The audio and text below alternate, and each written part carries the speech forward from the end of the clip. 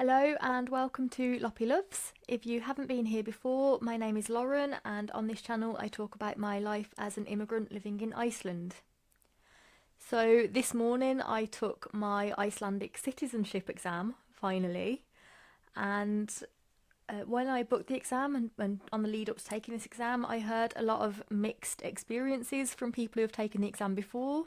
So while it is fresh in my mind, I just wanted to share the experience that I had today. So I took the exam at 9 o'clock this morning, and it wasn't as long as what I was expecting. I've heard really mixed experiences of people saying that sometimes it takes like an hour, sometimes it takes a few hours. So for me, it took 40 minutes actually. So the exam was supposed to start at 9 o'clock. Officially, the exam started at 9:15, and I left the building at 9:55. I got there about 15 minutes early.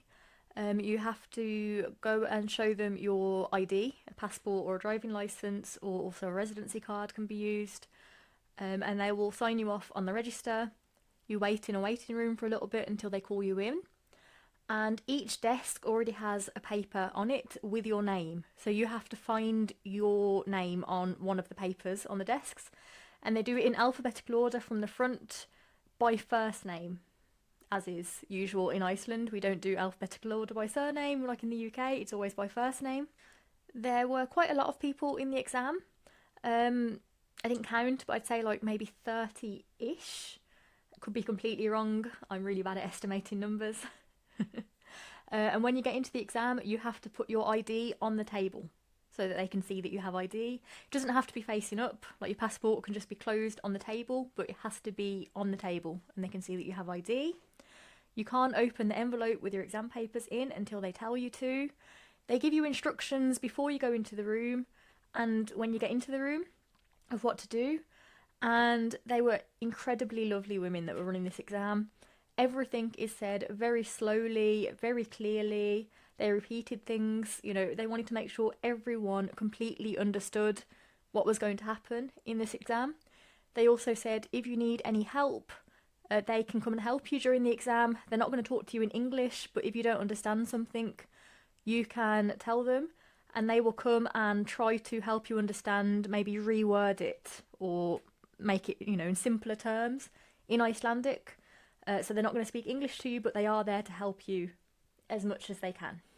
When they tell you that you can open the envelope, there are two papers inside. One of them is the listening and reading paper, and the other one is the writing paper.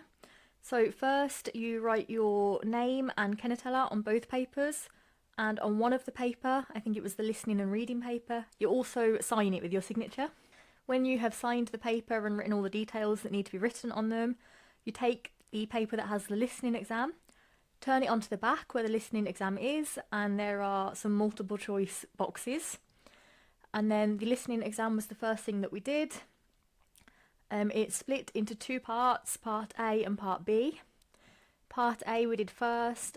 There was a recording that was played, and you listen to the recording first. You can take any notes that you want to take on the back of the envelope, and that can be in Icelandic or your native language. You're not getting marked on the notes, so just take whatever notes you can of information you think might be important for the questions. Then they will play the recording with the questions, and it's multiple choice, just A, B or C.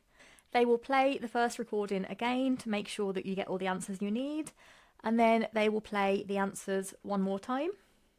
The recording that we had today was about someone calling in sick to work, and it was just a conversation between two people. And then part B was two different recordings. So the first recording is it's not very long, it's like a few sentences worth of information. I think there was two questions for that. They play the recording again and then the questions again. And then the second part of that was a different recording. Same. They play the recording, then the questions, the recording again, and then the questions again. The second bit was about some guy making Icelandic meat soup. And the first bit was about a man and his partner. Then we went on to the reading, and the women who were the examiners were giving us the instructions for both the reading and the writing exam at the same time. They told us to answer all the questions. It's multiple choice for the reading exam again. And then for the writing exam, you have to write at least 5 sentences for 2 parts.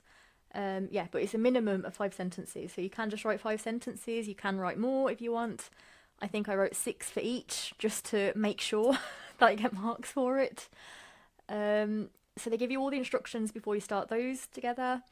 And they tell you that after you finish both papers, you put both papers together on top of your envelope, and then they will come to you with a little number card, and then you leave the room to do your speaking exam. And before I went into the exam, I asked one of the examiners roughly how long does the exam take, and she told me it's up to you, really.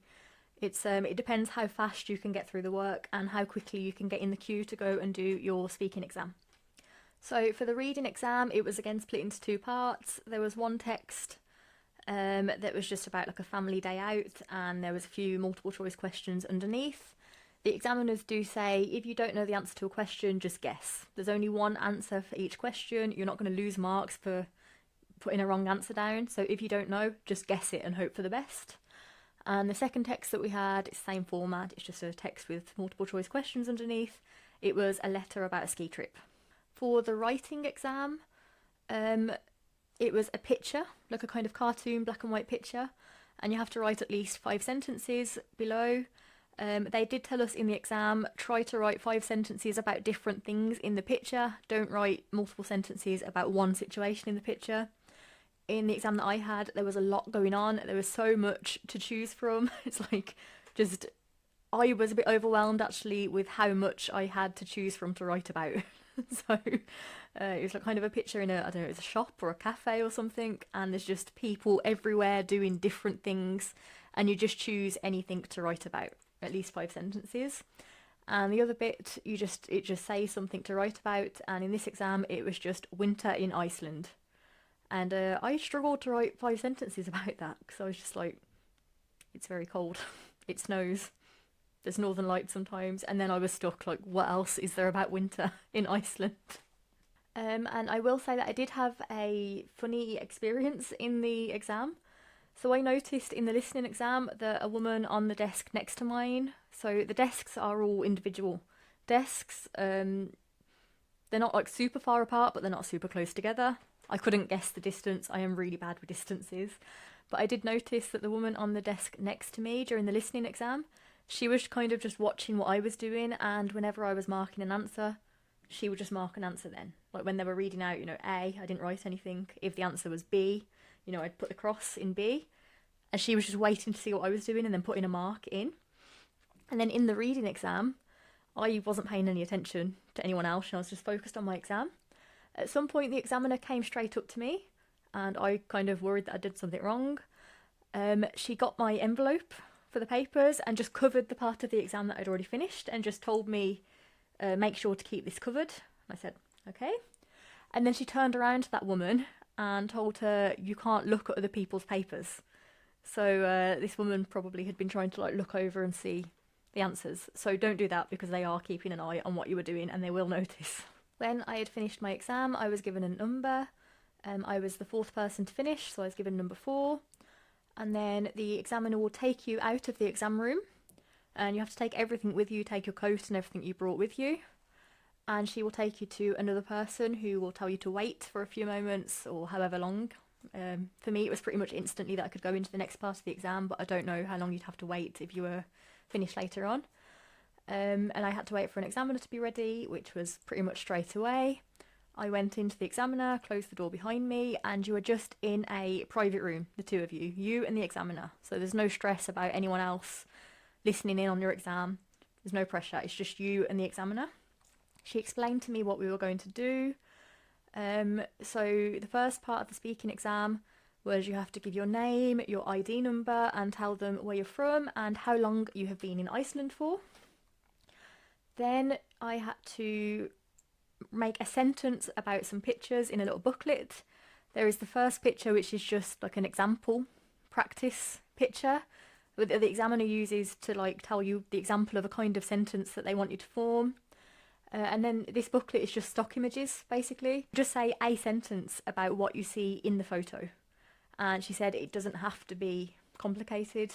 The practice photo in my exam was a family having dinner, and the examiner told me that they just want a sentence as simple as there is a family having dinner, and that is it. So I had to make a sentence for about 4 or 5 of these pictures. You just turn a page, there's a picture, turn the next page, there's another picture, and just one sentence about each. And the examiner is very encouraging, telling you like, good job, you know, that's great. It's all very relaxed, and they're nice. They want you to get through this. They want you to pass.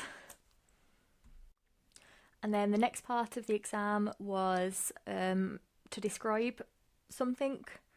I heard it can be different, but for one that I had, it was like how you celebrate New Year's Eve in Iceland. And she asked me, actually, when she asked this question, she asked me in Icelandic, you know, how do you celebrate New Year's Eve?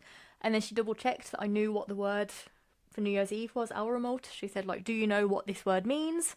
I said yes. And then she said, okay, can you please tell me how you celebrate New Year's Eve? You are expected to speak more about that. I don't remember if she told me that there was like a minimum sentence requirement, but you can kind of work out. So you keep talking, and then you can see from their face they'll either like nod or kind of like encourage you to keep speaking. Or, yeah, so you'll know when it's time to stop, or you'll know to keep on. They're very encouraging. And I remember I actually forgot a word in my exam, so I wanted to say that after dinner we go outside to see the fireworks. My mind went blank and I completely forgot what the word fireworks is. So I just improvised and I said the fire exhibition in the sky. And the examiner found it funny and laughed, but she said that she understood what I meant. So I got through it. You just keep talking, try your best. That's all they really want to see, is that you were trying your best. I think they are recording this on the laptop as well while you're doing the exam. And for the first bit with the pictures, they are kind of marking on the paper as they go. Yeah, but it was really relaxed. It was really nice. The speaking bit took me less than 5 minutes to get through. And actually, when the exam had finished and she stopped recording and said everything's done, she gave me the word for fireworks in Icelandic. She was like, I think you meant flueldana, which is like the fireworks. And I was like, thank you. It's completely gone out of my mind. So if you forget anything, don't worry. It's very relaxed. It's just it's a chill day. It's nice. And then it was finished. I went outside and went up to one of the other examiners that was waiting in the corridor just to see if there was anything else I had to do before I went home. And she said, no, you're good. You can just leave now. I was like, okay, great. So it didn't take that long today. But like the examiner said, it depends on how fast you get through the first bit of the exam to go on to the speaking. And it was very chilled. I would say it wasn't too difficult. It was a little bit more difficult than I was expecting on some of the reading. But overall, it was okay. It was fine. So if you're planning to do the Icelandic Citizenship exam soon, I would say just go for it and give it a try. And I should also say that the exam is quite expensive, and I did get a union refund for it. So ask your union if you can. I would never have thought to do it. It's just because my friend contacted the union and found out, because she's taking the exam as well. And it can come out of the education fund. Maybe. At least on my union, they will pay for it out of the education fund.